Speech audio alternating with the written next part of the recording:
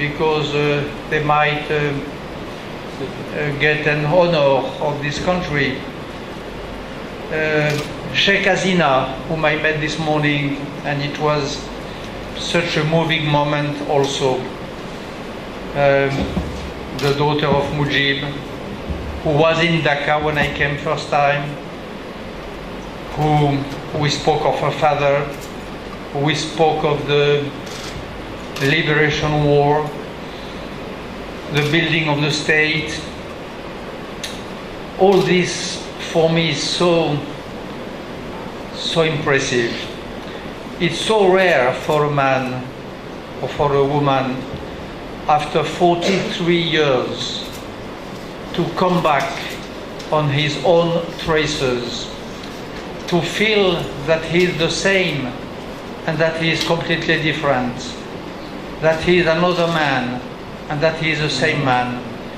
And at every step of this pilgrimage, to wonder what is the part of him who died and what is the part of him which is still alive. It's not a frequent, you are too young.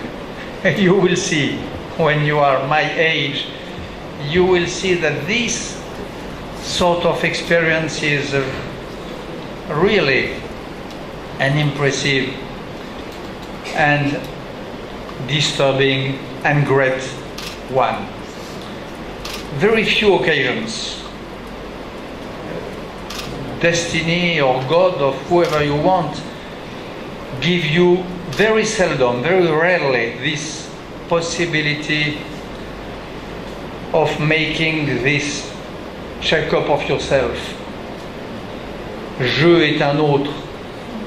I is another, said one of the greatest French poets. I experienced during these hours in Dhaka what part of this quote is true and what part of this quote is false, and how the two mix in each other. So this is the first thing I wanted to say, and I wanted to tell you thank you, all of you, all those whom I met since yesterday, Kaiser Hack, my friend, Olivier Lidvin, director of French Alliance Française, and all the women and men I met since yesterday. Thank you, all of you, for this great moment and great achievement in a lifetime, which will be these 2 days in Dhaka. Now, you asked me to reflect, to try to speak about this topic, philosophy and commitment. Philosophy and commitment. Not bad subject, not bad topic. It was probably the question I had in mind 43 years ago when I came for the first time in Bangladesh. Because at the end of the day, after all, what happens in the head of a young man, a young French student, who decides at the end of his studies to come at the end of the world in a country which does not exist yet, a nation which exists, but a country which does not exist still, and which nevertheless is already in the process of dying. What happens in the head of this young student in order to take such a decision?